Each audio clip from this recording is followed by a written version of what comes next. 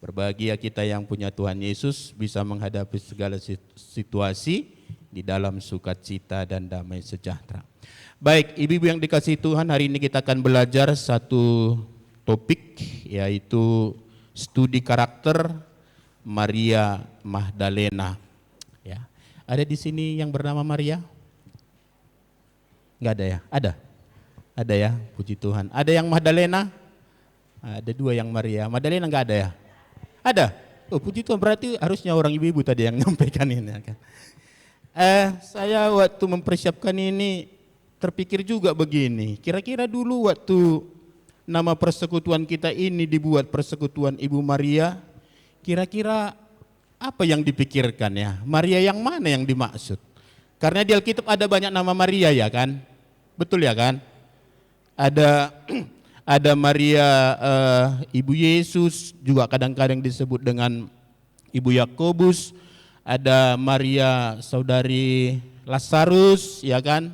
Ada Maria Magdalena. Jadi rupanya ada banyak nama Maria di Alkitab ini. Nah, dan hari ini kita akan belajar, tentu tidak tiga-tiganya ya, satu aja yang kita pelajari, yaitu Maria Magdalena. Nah, tentu akan banyak ayat nanti kita pelajari.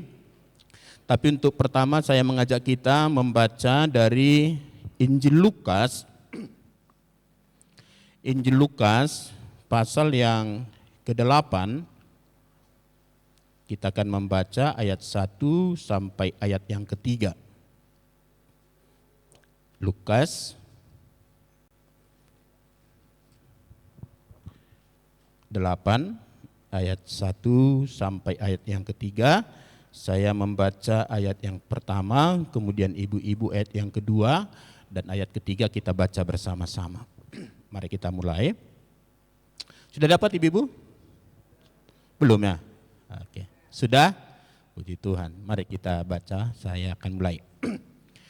Tidak lama sesudah itu Yesus berjalan berkeliling dari kota ke kota dan dari desa ke desa memberitakan Injil Kerajaan Allah. Ke-12 muridnya bersama-sama dengan dia, ayat 2.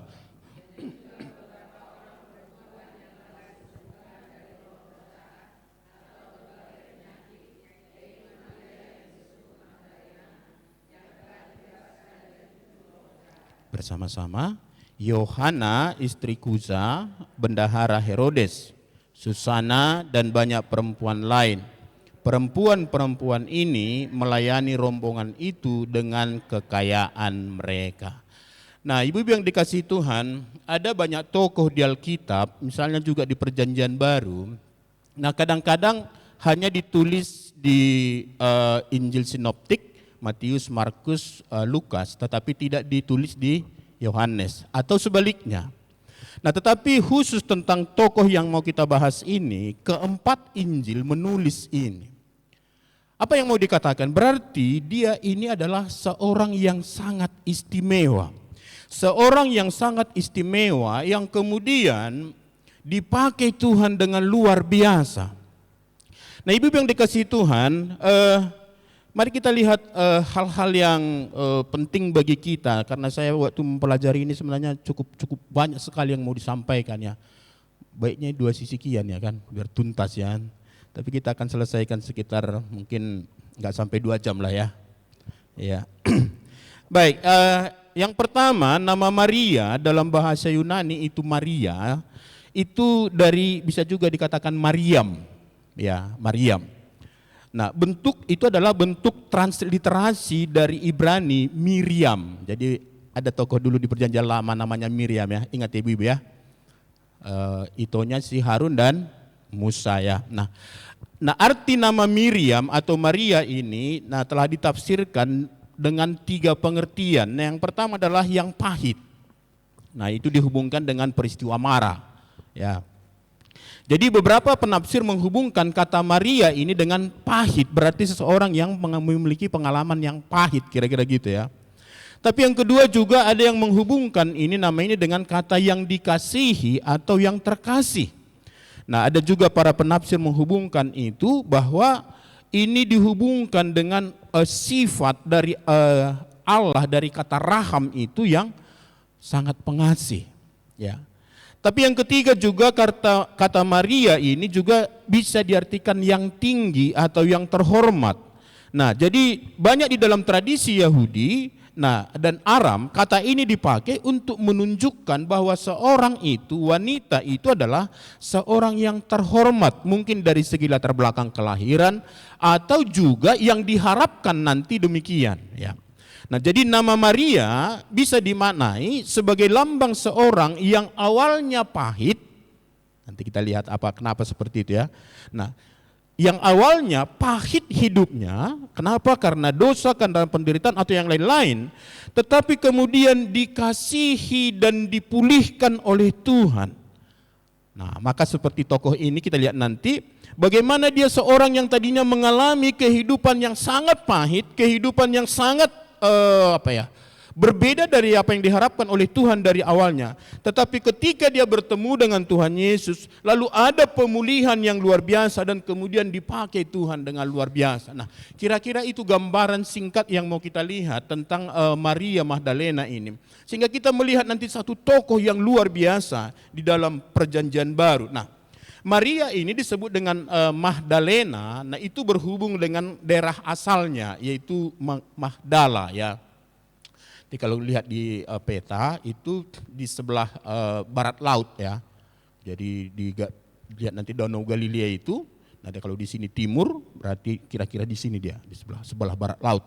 Nah disitulah daerah Magdala itu. Nah jadi kata Magdalena itu ditambahkan untuk menunjukkan lahir dari mana dia, yang membedakan dari Maria-Maria yang lain. Jadi nampaknya di Yahudi itu, Israel itu ada nama yang yang sering dipakai, diulang-ulang gitu ya. Suka orang memakai nama itu. Ya misalnya di Batak Tiur misalnya gitu, ada ya. Si Lambo gitu ya. Banyak kali atau si Horas itu banyak kali yang nama itu ya kan. Jadi Yusuf, Maria, Yakub, Simon itu banyak sekali nama di sana. Nah, salah satu adalah Maria ini. Jadi, kondisi sosialnya tadi dikatakan bahwa dia adalah seorang yang memiliki masa lalu yang sangat kelam. Kenapa? Karena dia pernah dirasuki oleh 7 roh jahat. Nah, itu tadi catatan yang kita lihat dalam Injil Lukas pasal 8 ini ayat 1 sampai 3 ini. Nah sekarang mari kita lihat, nah itu kira-kira latar belakang pribadinya ya. Sekarang mari kita lihat keunggulan atau kelebihan dari Maria Magdalena. Apa nilai-nilai positif yang terkandung di dalam diri Maria Magdalena itu? Apa yang menjadi pelajaran bagi kita dalam kehidupan kita? Nah yang pertama ibu-ibu yang dikasihi Tuhan, Maria Magdalena adalah seorang yang memiliki perjumpaan pribadi yang jelas dengan Tuhan Yesus. Oke, kalau mau catat boleh ya. Maria Magdalena adalah seorang yang memiliki perjumpaan yang jelas dengan Tuhan Yesus. Nah, kenapa ini penting sekali Bapak Ibu yang dikasihi Tuhan? Seseorang tidak akan mengalami perubahan yang sesungguhnya kalau dia tidak bertemu dengan Tuhan Yesus. Ya, enggak bisa. Kenapa? Gambaran yang diberikan di sini bahwa dia adalah di ayat 2 itu tadi ya. Nah, memang itu diceritakan ada banyak orang yang kemudian dibebaskan oleh Yesus dari roh-roh jahat, dan salah satu dari sekian banyak wanita yang dibebaskan dari roh jahat itu adalah Maria Magdalena. Nah, saya perhatikan khotbah hari Minggu yang lalu ya. Mungkin di rata-rata gereja yang dari UMI itu adalah peristiwa Yesus mengusir roh jahat ya dari orang Gerasa. Apa yang mau dikatakan di sana? Inilah ibu-ibu yang dikasihi Tuhan, gambaran yang paling menyedihkan dari seorang manusia berdosa. Kenapa? Coba kalau kita ingat itu ya, dia kemudian dikatakan tidak berpakaian lagi alias telanjang. Bukankah itu konsekuensi pertama dari keberdosaan Adam dan Hawa yang mereka langsung lihat? Ketika mereka kemudian jatuh ke dalam dosa, lalu mereka melihat bahwa mereka sudah telanjang, tidak ada lagi pakaian. Kemuliaan Allah yang tadinya menjadi pakaian mereka sekarang hilang. Lalu apa yang terjadi? Dia kemudian dikatakan bahwa laki-laki yang kerasukan ini, yang mungkin 2000 orang, 2000 setan ya, karena jumlah biduannya 2000 ya kan. Itu kira-kira ya kan, ditafsir kira-kira begitu. Kan 2000 katanya itu ya. Nah, itu sampai 2000, ini Maria Magdalena cuma 7 ya kan. Walaupun sangat menyedihkan juga. Lalu kemudian apa? Dia tidak tinggal lagi di rumah. Dia di kuburan, tempat yang menakutkan. Gambaran apa? Dosa sudah membawa pemisahan antara manusia dengan Allah, antara manusia dengan manusia. Maka ibu-ibu yang dikasih Tuhan, lalu dikatakan dia, ketika nanti dia sudah mengalami pemulihan, lalu dikatakan dia sudah waras. Berarti sebelumnya enggak waras. Dia memiliki kekuatan yang luar biasa, dirantai, bisa putus rantai itu semua. Nah, ibu-ibu yang dikasih Tuhan, apa yang terjadi dengan Maria Magdalena ini mirip seperti itu. Dia pernah dikuasai oleh roh jahat. Kalau kita pernah melihat orang yang kesurupan, kerasukan, ya, dia bukan dirinya lagi. Maka yang berbicara itu bukan dia lagi. Bahkan dia akan dipermainkan sesuka-suka hati oleh kuasa kegelapan itu. Itu kadang-kadang dia matanya pun sudah merah menakutkan, lalu kadang-kadang dihempas bagaimana. Nah, ini satu kondisi yang sangat menyedihkan yang dimiliki di awal itu oleh Maria Magdalena ini.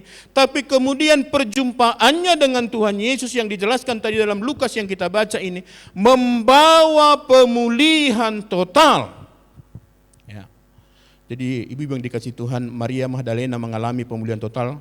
Nah, ketika Yesus mengusir roh jahat itu, dan nampaknya Maria Magdalena bukan hanya terbebas dari kuasa kegelapan itu, dari roh jahat itu, tapi dia pun memiliki iman yang benar kepada Tuhan Yesus. Kenapa ini penting? Banyak orang dalam pelayanan pelepasan yang dikerjakan oleh hamba Tuhan hanya mengusir roh-roh jahat tanpa menghadirkan, tanda kutip, menghadirkan Tuhan Yesus dalam kehidupannya. Maka kondisinya nanti bisa akan semakin parah.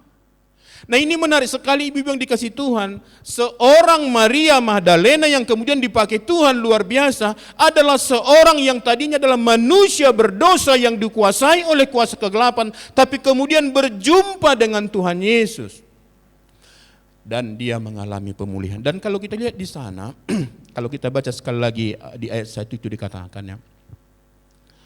Tidak lama sesudah itu Yesus berjalan berkeliling dari kota ke kota dan dari desa ke desa memberitakan Injil Kerajaan Allah. Bukan Maria Magdalena yang berinisiatif untuk mencari pembebasan itu, bukan. Tapi Yesuslah yang kemudian berinisiatif untuk menyelamatkan dia, menjumpai dia, berkeliling dari desa ke desa sampai bertemu dengan Maria Magdalena ini. Kalau dalam kisah orang Gerasa itu, untuk menjumpai orang Gerasa itu, Yesus harus menyeberang danau. Dan di dalam menyeberang danau itu, dia mengalami gelombang yang sangat besar, yang murid-muridnya sampai ketakutan, luar biasa. Ibu yang dikasih Tuhan, inilah yang dilakukan Tuhan Yesus bagi kita. Dia datang dari sorga, mencari saya dan ibu-ibu, supaya ibu-ibu kita semua, saya, dibebaskan dari kuasa kegelapan itu, dibebaskan dari dosa, dibebaskan dari perbudakan iblis itu. Ibu-ibu yang dikasihan, tolong kita ingat ini, kita ini sudah berdosa sebelum keluar dari rahim ibu kita. Jadi jangan lagi katakan aku bisa berbuat baik untuk menemukan keselamatan, itu kesombongan yang luar biasa. Kalau Alkitab mengatakan, barang siapa menuruti ke-10 hukum itu, tapi melanggar salah satu, dia melanggar terhadap mana? Keseluruhan. Coba, siapa dari antara kita sampai hari ini gak pernah berdosa? Tidak ada. Orang tadi dikatakan, sebelum kita melakukan dosa, kita sudah berdosa. Saya sering mengatakan statement ini, dan sejauh yang saya ikuti khotbah-khotbah, saya yang menyatakan statement ini, yang nggak tahu entah ada dulu nggak sempat saya dengar. Saya dan ibu-ibu sudah berdosa sebelum melakukan dosa. Lalu dosa apa itu? Itulah dosa warisan. Lalu kok masih bisa kita katakan kita berbuat baik? Lalu Alkitab mengatakan sebab upah dosa ialah maut. Orang yang sudah jatuh ke dalam dosa, dia sudah mengalami kematian, terpisah dari Allah. Maka kita bersyukur. Dalam pelajaran kita yang pertama dengan Maria Magdalena ini, Yesus yang maha baik itu, Yesus yang berlimpah dengan kasih setia itu, merelakan dirinya menanggung semua dosa kita. Dia mati menggantikan kita. Alkitab mengatakan dalam Yesaya 53, tetapi Tuhan menimpakan kepadanya kejahatan kita sekalian. 2 Korintus 5 ayat 21 mengatakan, tetapi dia yang tidak mengenal dosa telah dibuatnya menjadi dosa karena kita, supaya di dalam dia kita dibenarkan di hadapan Allah. Ibu-ibu yang dikasihi Tuhan, nah saya bertanya ini kepada kita, kapan ibu-ibu berjumpa secara pribadi dengan Tuhan Yesus? Ada yang ingat? Saya berjumpa dengan Tuhan Yesus secara pribadi itu adalah tanggal 3 Oktober tahun 1996. Sebelumnya saya sudah Kristen, sudah aktif di gereja, sudah menyelesaikan membaca Alkitab 1 kali. Ya, pengajar KOR, anggota Naposo Bulung, ketua Naposo Bulung. Tapi saya baru berjumpa dengan Tuhan Yesus tanggal 3 Oktober tahun 1996 secara pribadi. Dan itulah awal perubahan dalam hidup saya. Coba ingat-ingat dulu ibu-ibu. Serius dulu kita, kapan perjumpaan kita dengan Tuhan Yesus? Gak ada, gak ingat? Jangan-jangan belum jumpa. Iya kan? Serius dulu. Serius. Sekali lagi, kenapa kadang-kadang kita berpikir, saya dulu pernah berpikir seperti itu, kenapa aku ini seperti ini ya Tuhan? Saya kadang-kadang merindukan sekali untuk melakukan perbuatan-perbuatan baik, rindu sekali ke gereja, rindu sekali berdoa, rindu sekali baca Alkitab. Tapi di lain waktu bisa sama sekali tidak peduli dengan itu semua. Lalu ada pertanyaan dalam diri saya, kenapa saya seperti ini? Saya nggak ngerti waktu itu. Sampai saya menerima Tuhan Yesus, baru saya mengerti, oh ini rupanya masalahnya. Yesus masih di luar diri saya. Maka hari ini ibu-ibu yang dikasih Tuhan, pelajaran pertama dari Maria Magdalena yang kita diingatkan, pastikan kita semua sudah memiliki perjumpaan secara pribadi dengan Tuhan Yesus. Sudah pernah membuka hati, mengundang Tuhan Yesus masuk ke dalam hati kita sebagai Tuhan dan Juru Selamat kita. Kalau Yesus tidak ada dalam diri kita, tidak ada pembaharuan dalam diri kita. Kita tetap manusia berdosa, bukan anak Allah. Bukan. Kita manusia berdosa, bukan orang kudus. Kita anak setan. Jangan terkejut kalau saya bilang itu. Memang itu Alkitab mengatakan. Ada tertulis di Alkitab. Iya, Yesus mengatakan, iblislah yang menjadi bapakmu katanya kepada orang Yahudi. Orang Yahudi ini umat pilihan Allah loh ibu-ibu. Yang secara bangsa Allah memilih mereka. Tapi karena mereka tidak mau percaya kepada Yesus, Yesus dengan tegas mengatakan, iblislah yang menjadi bapakmu. Kenapa? Kalau orang percaya kepada Yesus, siapa bapaknya? Allah. Kan itu kan? Yohanes 1 ayat 12. Tetapi semua orang yang menerimanya diberinya kuasa supaya menjadi anak-anak Allah. Jadi ibu-ibu kalau belum mencakkun Tuhan Yesus berarti masih anak sibolis. Iya, ini harus tegas kami sampaikan di sini. Tapi orang yang sudah menerima Yesus dalam dirinya, dia adalah anak Allah. Maka itulah pembaharuan pertama di dalam kehidupannya. Yang pertama ibu-ibu yang dikasih Tuhan. Jadi agak-agak mikir-mikir dulu ya ibu-ibu ya. Iya ya, aku kapan menerima Yesus ya?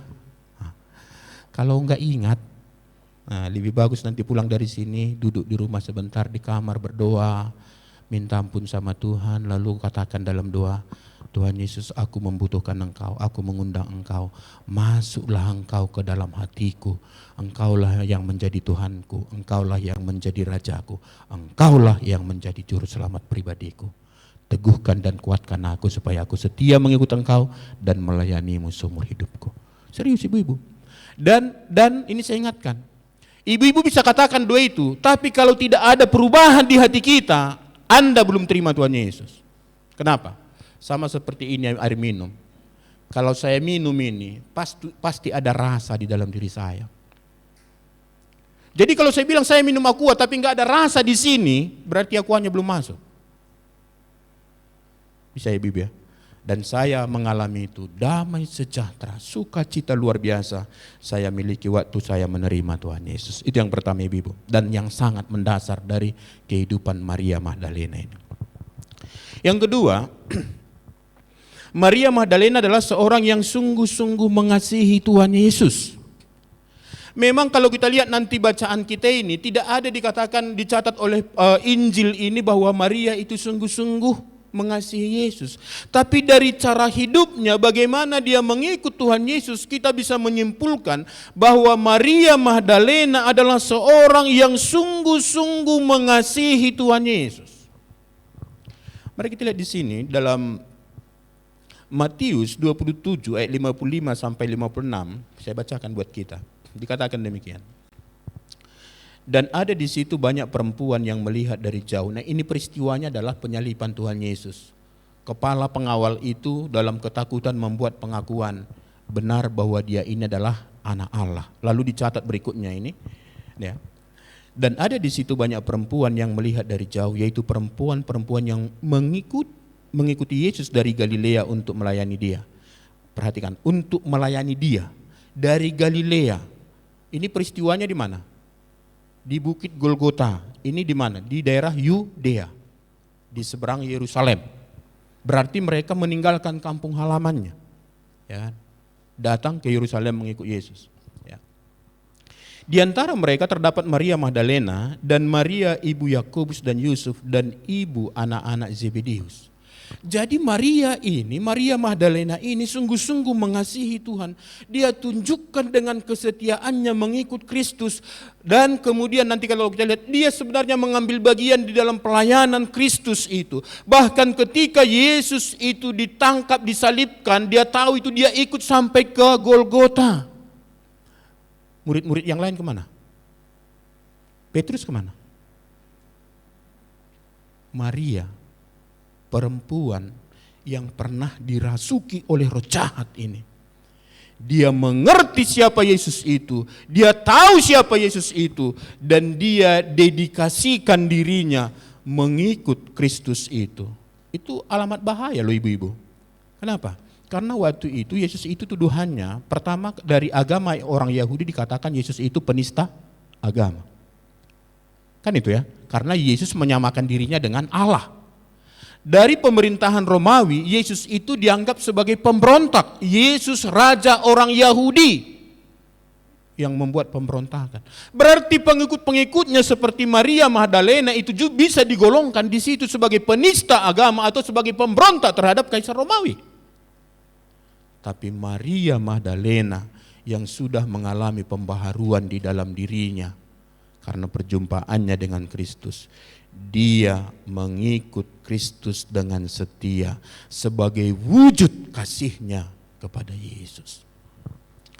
Ibu-ibu, kalau benar sudah mengalami pembaharuan, tanda yang pertama kelihatan adalah kasih yang sungguh-sungguh kepada Yesus yang dilihat dari kesetiaannya mengikut Kristus. Kalau kita katakan kita mengikut Kristus, siapa yang di depan?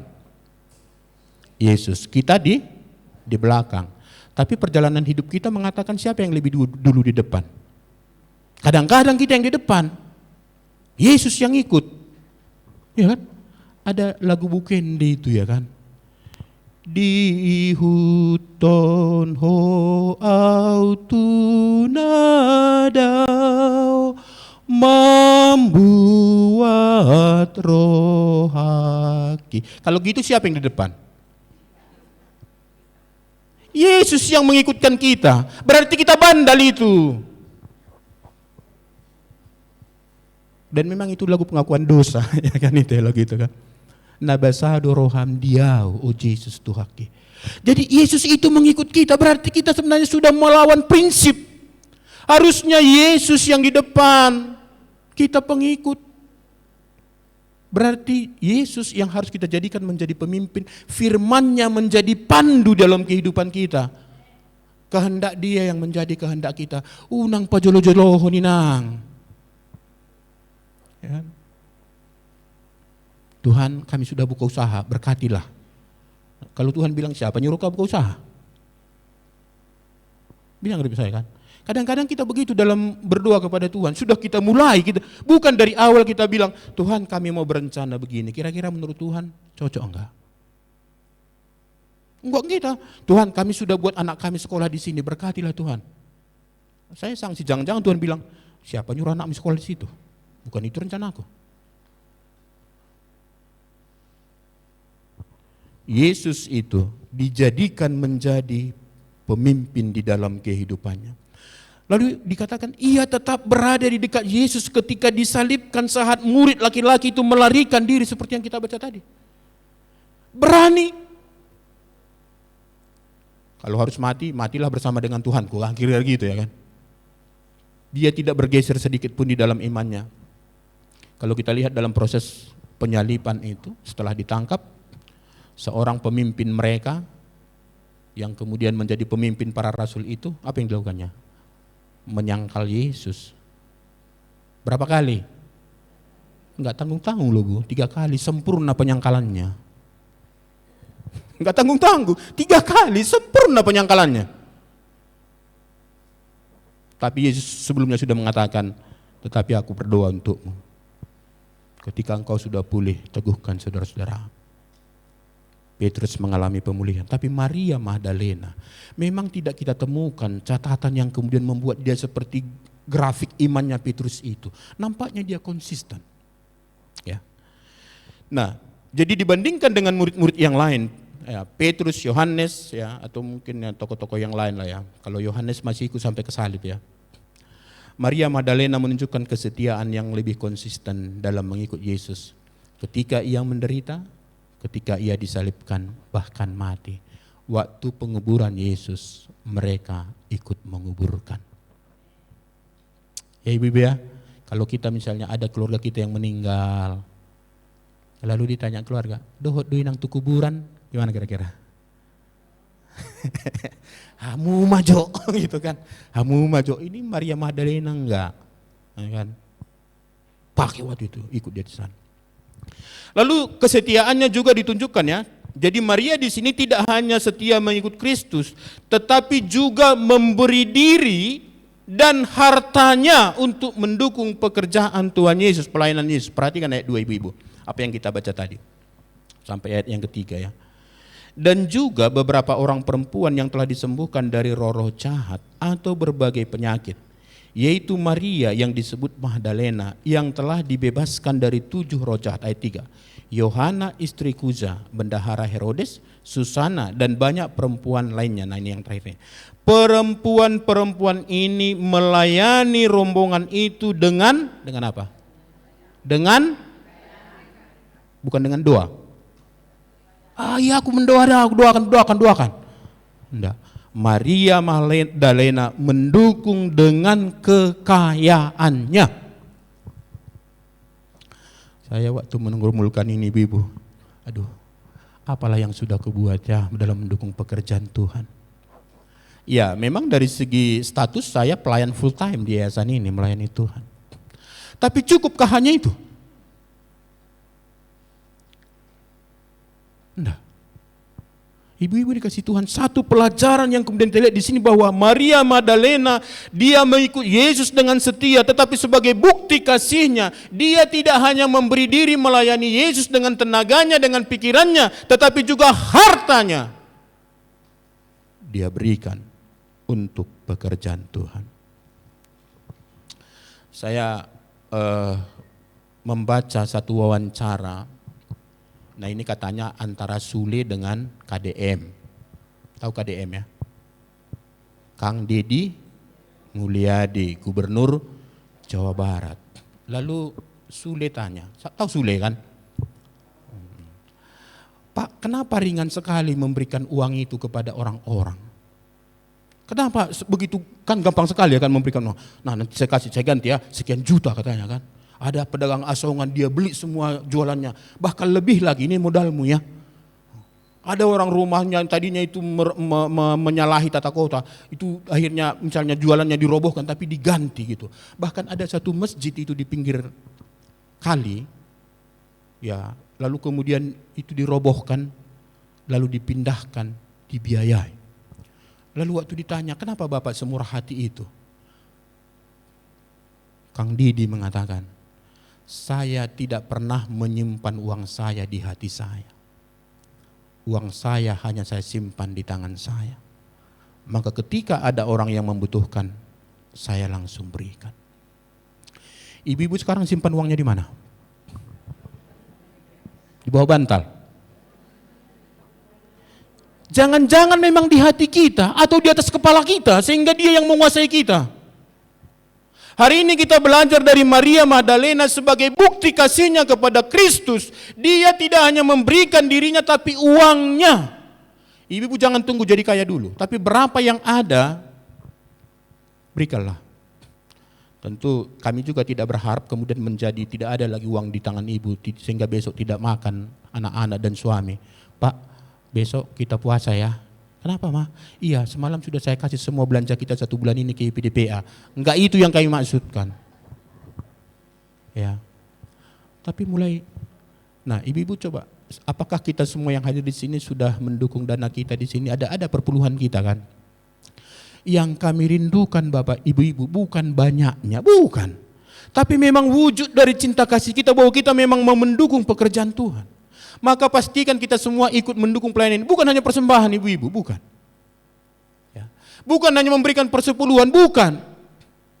Bukan. Ini kalau kita lihat, pastilah Maria Magdalena ini bukan hanya sebatas persembahan ke Bait Allah ini. Persembahan kan ke Bait Allah ya kan. Bukan hanya juga perpuluhan. Tapi pasti keluar dari apa yang seharusnya merupakan bagian-bagian yang menurut tadinya itu adalah menurut bagian pekerjaan rohani. Ibu-ibu, jangan menjadi orang yang pelit. Ingatlah uang yang di tangan kita ini bukan milik kita. Saya rasa kita perlu berubah konsep kita. Ya. Uang kita ini adalah pemberian Tuhan, titipan Tuhan. Bahkan seharusnya pikiran kita, ngasai naengi, ya, udah aku kasih 50 juta, kira-kira udah cukup itu ya. Bisa ibu ya kan? Maksud saya ada seorang hamba Tuhan mengatakan begini, pemberian kita itu baru berarti ketika kita sudah mulai tanda kutip terganggu dengan pemberian itu. Kalau persembahan kita hanya 5.000, yang notabene jajan kita 1 minggu ada 50.000, ini ada apa-apa. Tapi kalau misalnya persembahan kita 100.000, akhirnya kita enggak makan bakso lagi seminggu ini ya kan, atau enggak lagi mengurangi pengeluaran kita, bisa lagi dikerjakan ini. Nah itu baru ada di sini terasa dalam kehidupan kita. Ibu yang dikasih Tuhan, saya tidak mengajarkan bahwa YPDPI materialis, bukan, tapi memang ini adalah firman Tuhan. Maria Magdalena karena kasihnya kepada Tuhan, dia tidak hanya memberi diri, tidak hanya mengikut Yesus, tapi juga buka dompetnya, berikan kepada Tuhan. Maka dari sekarang ibu-ibu berdoa. Saya kira perlu juga ibu-ibu menyelamatkan keluarga dari penggunaan uang. Jangan-jangan selama ini keluarga kita perpuluhan pun enggak ngerti. Enggak mau memberikan perpuluhan. Semua hanya untuk konsumsi, investasi, adat, sosial. Tidak ada sumbangsih dalam pekerjaan Tuhan. Mari dari sekarang kita gumulkan itu. Nah kita di yayasan ini, kita bergandengan tangan untuk mendukung pekerjaan Tuhan dari segi dana. Nah jadi lalu kita lihat di sini, kesetiaan dari Maria Magdalena ini mengikut Tuhan, itu didasari atas kasih dan ucapan syukurnya kepada Kristus. Jadi Maria Magdalena mengasihi Tuhan, bukan supaya aku mengasihi Tuhan Yesus, aku mengikut Tuhan Yesus, aku memberi diriku kepada Tuhan Yesus, aku memberi uangku kepada Tuhan Yesus, bukan supaya supaya aku diberkati, supaya anak-anakku diberkati, supaya aku panjang umur, bukan. Tapi Maria mengatakan karena apa? Aku sudah dibebaskan, aku sudah diselamatkan, aku sudah diangkat menjadi anak Allah, aku sudah diangkat menjadi ahli waris yang pasti akan kerajaan surga. Kenapa banyak orang Kristen ngumbang lonong dalam imannya? Karena dia salah motivasi dalam mengikut Tuhan, dalam melayani Tuhan, dalam mendukung pekerjaan Tuhan. Aku memberikan persepuluhan supaya diberkati 30 kali lipat, 100 kali lipat. Nanti lama-lama kita pun dilipat gitu ya. Harusnya aku memberikan itu karena, kalau kita belajar dengan konsep persepuluhan, itu peristiwa pertamanya adalah ketika Abraham berjumpa dengan siapa? Melkisedek. Dari mana sumber perpuluhan itu? Dari pampasan perang. Uangnya sudah ada. Maka Abraham memberikan itu karena melihat kemenangan mereka waktu mengalahkan Kedorlaomer itu dengan pasukannya itu, dengan raja-raja yang lain, adalah oleh karena kebaikan Tuhan, kuasa Tuhan yang menyertai mereka, maka dia memberikan itu. Jadi Abraham tidak punya konsep aku berikan persepuluhan kepada Melkisedek supaya aku menang, tidak ibu-ibu. Memberikan itu dengan motivasi karena. Maka inilah yang menjadi dasar kasih dan kesetiaan pengorbanan juga dari Maria Magdalena, karena dia merasakan kasih Tuhan dan itu kemudian ditunjukkan sebagai ucapan syukurnya kepada Tuhan. Yang ketiga, udah dapat ya kan? Yang pertama tadi mengalami perjumpaan pribadi dengan Tuhan Yesus. Yang kedua, memiliki kasih yang sangat dalam kepada Tuhan Yesus. Yang ketiga, Maria Magdalena adalah seorang perempuan pemberani, tekun dan berinisiatif. Nah, di dalam Injil Yohanes pasal 20 ayat 1, nah demikian firman Tuhan, saya bacakan buat kita. Pada hari pertama minggu itu, pagi-pagi benar ketika hari masih gelap, pergilah Maria Magdalena ke kubur itu, dan ia melihat bahwa batu telah diambil dari kubur. Nah, kita tahu cerita ini bukan hanya Maria Magdalena yang pergi ke kubur, betul ya kan? Ada perempuan-perempuan yang lain. Tetapi kenapa Yohanes hanya menyebut nama Maria Magdalena? Nampaknya dia menjadi inisiator untuk gerakan itu, berangkat ke kubur itu.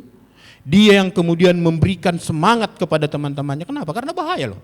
Waktu itu kuburan Yesus gimana? Itu dijaga, sudah dimeterai, lalu dijaga oleh tentara. Lalu pagi-pagi benar mereka berangkat, dan Maria Magdalena sebagai tokoh di sana, dia berarti pemberani, dia punya inisiatif, dia adalah seorang yang punya dorongan untuk mendorong orang lain juga untuk berbuat yang baik. Nah, ibu-ibu yang dikasih Tuhan, ibu-ibu banyak yang menjadi penakut ya kan? Ya kan? Masa kecoa lewat sudah menjerit satu kecamatan tahu. Hanya kecoa. Nah, ini satu pelajaran yang penting bagi kita dari Maria Magdalena ini. Pagi-pagi benar. Nah, memang itu nanti ada kita. Kalau dibilang dulu buah-buah ijuk, itu di kampung itu kalau dibilang buah-buah ijuk, berarti belum sebenarnya jalan itu belum jelas sekali kelihatan. Tapi kalau kita pandang jauh, kita sudah tahu arahnya kemana. Dalam kondisi itulah Maria Magdalena, nampaknya dia sebagai pemimpin di sana, membawa perempuan yang lain berangkat ke kubur itu. Jadi penyebutan nama Maria Magdalena di ayat ini menunjukkan peran pentingnya dalam perjalanan menuju kubur Yesus itu. Ibu-ibu jadilah menjadi inisiator-inisiator yang baik. Kadang-kadang ide kita tidak ditanggapi, tapi karena kita sudah gumulkan itu, kita tahu itu adalah sesuai dengan kehendak Tuhan, maka beranilah untuk menjalankannya. Jadi bukan orang-orang yang cemen ya ibu-ibu ya. Ibu-ibu, Ibu Maria di sini ya, kita meneladani Ibu Maria Magdalena ini. Nah, dia adalah seorang pemberani, seorang yang berinisiatif, seorang yang tekun. Yang keempat, Maria Magdalena adalah seorang yang memiliki pertumbuhan iman dan karakter yang baik. Nah, dari orang yang dikuasai roh jahat, kita lihat tadi ya, dia kemudian menjadi pribadi yang melayani Yesus. Nah, waktu kita dulu belajar tentang roda kehidupan orang percaya, masih ingat ibu-ibu ya? Nah, itu harus sampai kepada melayani. Ya.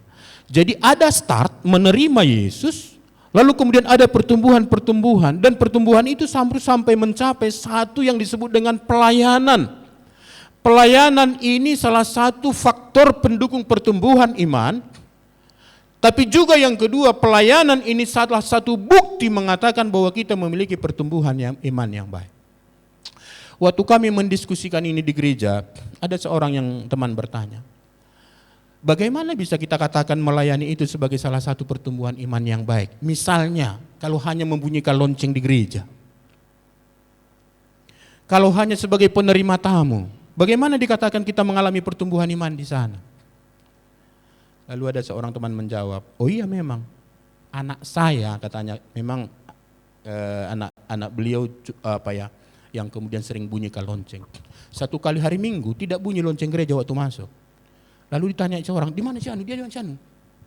Gak datang. Lalu sampai kepada dia, waktu sampai itu kepada dia, lalu berikutnya dikatakan, mulai minggu depan Pak, saya tidak mau lagi terlambat ke gereja. Apa pertumbuhannya? Dia sekarang mulai belajar tepat waktu.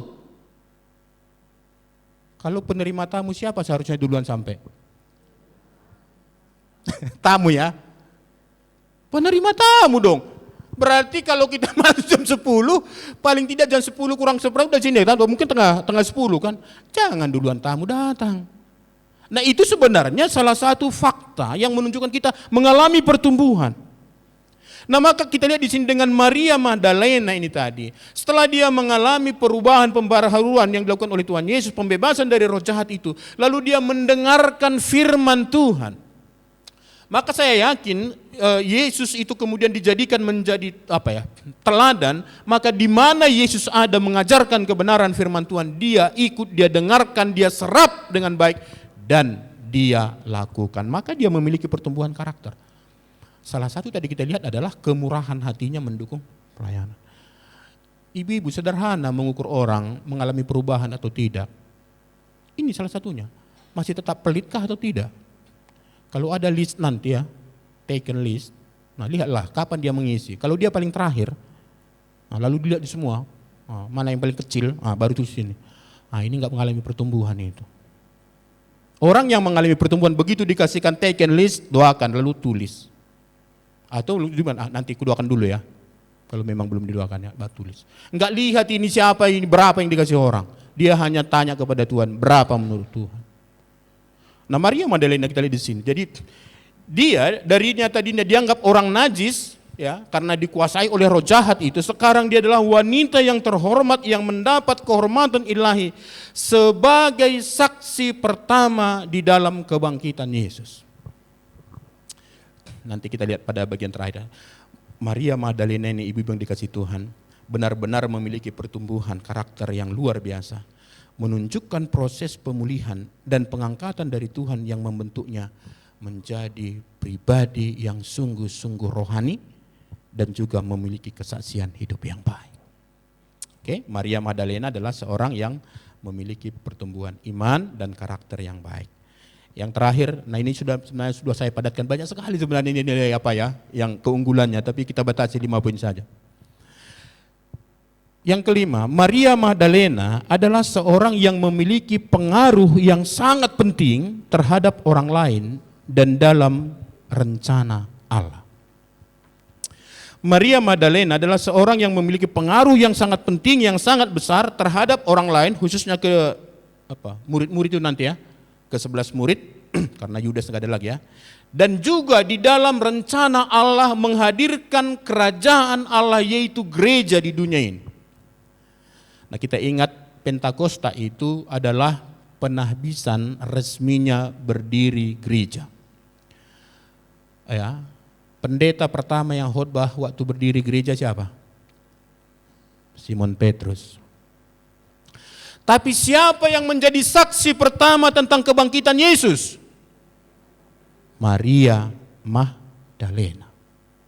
Maka dia kemudian ketika dia pergi ke kubur itu, lalu dia lihat semua peristiwa di sana, lalu dia pulang segera beritakan kepada murid-murid, kami sudah berjumpa dengan Yesus, aku sudah bertemu dengan Yesus, Yesus sudah bangkit.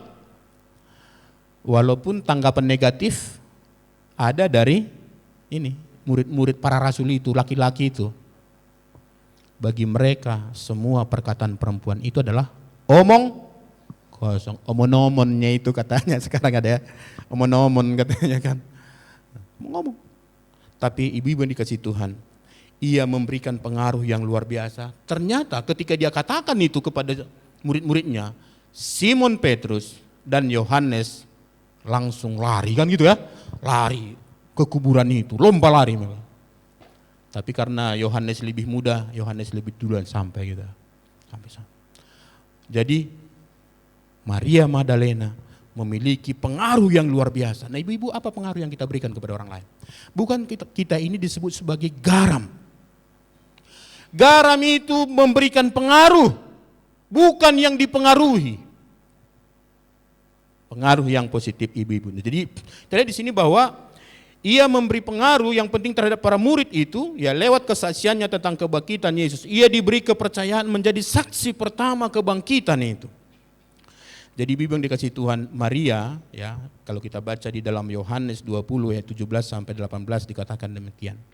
Nah, setelah dia bertemu dengan Yesus, kata Yesus kepadanya, janganlah engkau memegang aku, sebab aku belum pergi kepada Bapa. Tetapi pergilah kepada saudara-saudaraku, dan katakanlah kepada mereka bahwa sekarang aku akan pergi kepada Bapakku dan Bapamu, kepada Allahku dan Allahmu. Ayat 18. Maria Magdalena pergi dan berkata kepada murid-murid, aku telah melihat Tuhan, dan juga bahwa dia yang mengatakan hal-hal itu kepadanya. Luar biasa. Satu kehormatan yang luar biasa diberikan kepada Maria Magdalena. Maka di dalam berdirinya gereja pun berhubung dengan kesaksian itu, Maria Magdalena memiliki peranan yang sangat penting. Nah itu nilai-nilai positifnya. Lalu ada enggak kelemahan Maria Magdalena? Ada. Oke, kita lihat di sini apa kelemahan Maria Magdalena. Yang pertama, nah, memang tidak diceritakan di Alkitab, tapi biasanya pengalaman masa lalu yang buruk itu sering menindas jiwa kita. Ya. Kenapa Paulus mengatakan, aku melupakan apa yang di belakangku dan mengarahkan diri kepada apa yang di hadapanku. Pengalaman dia masa lalu bisa sebagai orang yang hebat, sebagai orang Farisi, tapi kalau dia ingat waktu dia menjadi pembunuh, menghempang jalan Tuhan, itu bisa menjadi trauma dalam dirinya. Kadang-kadang ini juga menjadi masalah ibu-ibu yang dikasih Tuhan. Walaupun sudah lahir baru atau menerima Tuhan Yesus, tapi pengalaman-pengalaman yang buruk dulu itu sering mengganggu. Kalau ada orang misalnya, pernah jatuh dalam perzinahan. Memang kalau dia percaya kepada Yesus dia dipulihkan. Tapi pengalaman dia masa lalu yang buruk itu seringkali mengganggu rohani. Tidak segampang membalikkan tangan ibu-ibu. Belum lagi penilaian masyarakat. Ya, bisa. Jadi ia pernah kerasukan roh jahat yang mencerminkan penderitaan rohani berat sebelum bertemu dengan Yesus dan kemungkinan sering juga menjerat pikirannya. Nah, saya pelajari Alkitab di sini, Maria Magdalena ibu-ibu, kadang-kadang juga ada orang berpikir itu sama dengan perempuan pejinah itu. Ternyata bukan. Kalau dilihat fakta-fakta di Alkitab bukan. Pikiran itu pernah muncul karena diawali oleh khotbah seorang paus di abad ke-6, itu namanya Gregorius yang pertama, ya, atau Gregorius Agung. Beliau pernah mengkhotbahkan khotbah ini lalu mencampurkan tiga nats tadi, lalu itu dialamatkan kepada Maria Magdalena. Maka mulai dari situ ada pemikiran bahwa Maria Magdalena juga adalah penjinah itu. Tapi ternyata fakta di Alkitab tidak ada yang menunjukkan itu. Alkitab mengatakan dia hanya pernah kerasukan 7 roh jahat. Yang kedua, apa kelemahannya? Maria Magdalena adalah seorang yang memiliki keterbatasan rohani dalam mengenali kebangkitan Kristus. Kita lihat ya kasus itu ya. Nah, jadi ia awalnya tidak mengenal Yesus yang bangkit dan menyangka dia adalah tukang apa? Tukang kebun. Yesus sudah ada, lalu dia pikir itu tukang kebun. Nah, itu keterbatasan rohani. Kadang-kadang kita juga begitu ibu-ibu. Oleh karena pergumulan yang berat, sehingga mata rohani kita enggak cas lagi melihat apa yang sedang terjadi.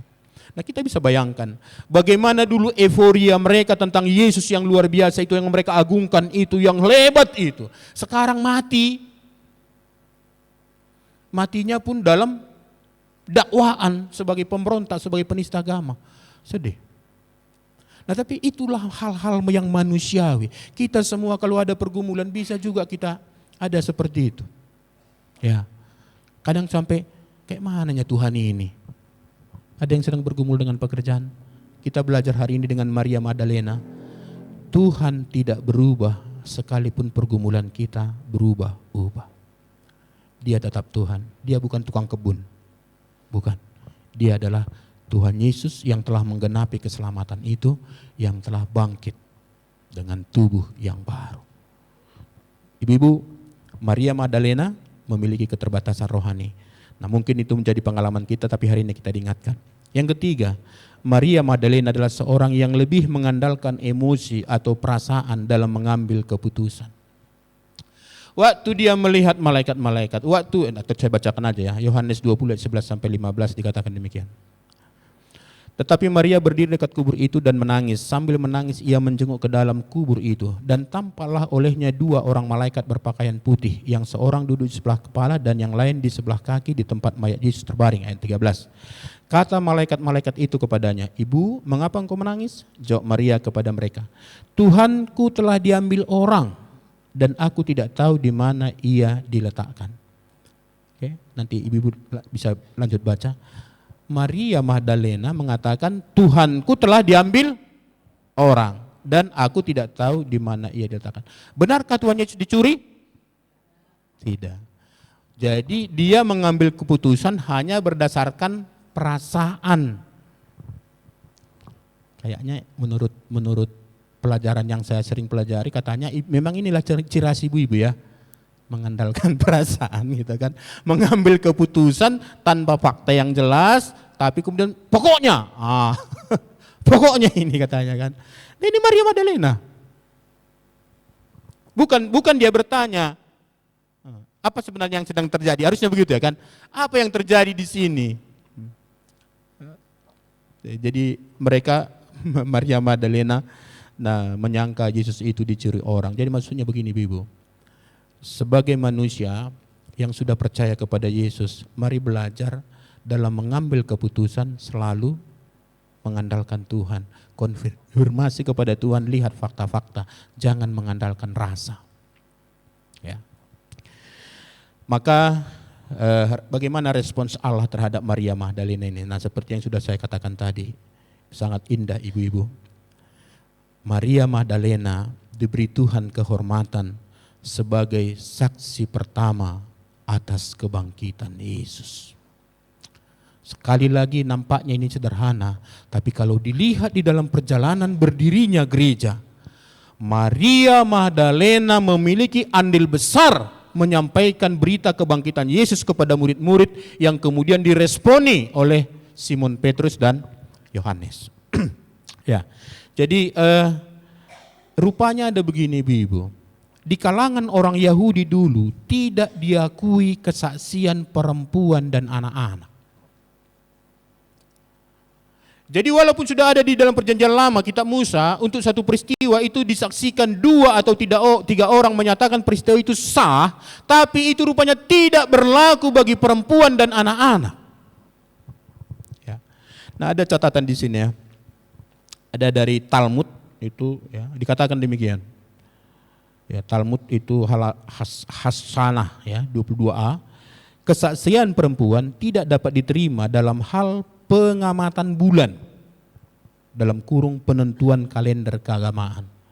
Jadi kalau seperti ada misalnya agama di Indonesia ini kan, untuk menentukan bulan itu enggak diikutkan perempuan di situ, enggak boleh dan enggak didengarkan pendapatnya. Lalu kemudian masih dalam Talmud Kiddushin, nah dikatakan demikian. Seseorang tidak boleh menerima laporan dari perempuan, budak atau anak-anak kecil. Lalu Josephus juga dalam bukunya Antiquities, beliau juga mengatakan begini. Nah, tradisi orang Yahudi tadi, tetapi janganlah biarkan kesaksian perempuan diakui, karena sifat mereka yang sembrono dan mudah tertipu. Jadi sudah ada stereotip waktu itu kan.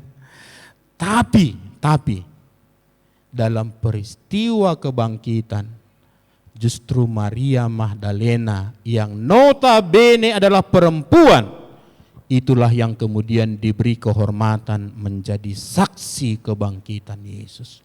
Maka ibu-ibu yang dikasihi Tuhan, peristiwa kebangkitan Yesus itu juga adalah pemulihan martabat perempuan. Ya. Maka ingat peristiwanya waktu di Taman Eden, apa yang terjadi? Perempuan menjadi sumber masalah. No woman, no cry. Katanya kan gitu kan. Kalau tidak ada perempuan nggak ada tangisan. Nah, perempuan menjadi masalah. Jadi ini apa ibu-ibu ya? Itu Taman Eden. Lalu kubur Yesusnya ada di mana? Di taman juga. Kalau dulu Taman Eden itu akhirnya oleh karena kerberdosaan Adam dan Hawa yang diawali oleh perempuan, lalu perempuan itu dan Adam itu diusir dan dijaga oleh malaikat. Sekarang pada peristiwa kebangkitan di taman juga di kubur Yesus ada dua malaikat yang memberitakan berita yang luar biasa. Yesus sudah bangkit. Dan Maria Magdalena perempuan mendapat kehormatan. Maka ibu-ibu yang dikasihi Tuhan, ya, saya dengarkan khotbah dari Ibu Rita Wahyuni, tahu ya? Tahu, nanti ibu-ibu coba lihat di YouTube ya, itu bagus khotbahnya. Seorang yang ahli dalam bahasa Ibrani. Beliau kalau khotbah pakai serban gitu ya. Biasanya putih ya. Ibu itu mengatakan kebangkitan adalah pemulihan perempuan. Ya. Maka kita lihat di sini Maria Magdalena mewakili itu. Jadi ibu yang dikasih Tuhan, kita belajar di sini, maka Maria Magdalena sebenarnya adalah simbolisme dan tipologi dari gereja ya. Maria Magdalena dapat dilihat sebagai gambaran gereja, diselamatkan dari kegelapan, diangkat dalam kasih, dan diutus menjadi saksi Kristus. Tuhan memberkati ya ibu-ibu ya. Ya, saya kira ini sudah lebih dari cukup yang bisa saya bagikan bagi kita. Setelah dipergumulkan lama, biarlah kita diberkati Tuhan menjadi Maria Magdalena masa kini. Sekali lagi, jelas pertobatannya ibu-ibu ya. Jelas kapan menerima Yesus. Jangan ada di antara kita tidak jelas di situ. Kalau ada yang masih ragu, nanti hubungi pengurus. Mungkin butuh pelayanan-pelayanan pribadi. Ya, kita harap ini boleh terjadi dalam kehidupan kita. Tuhan memberkati kita. Amin. Mari kita berdoa.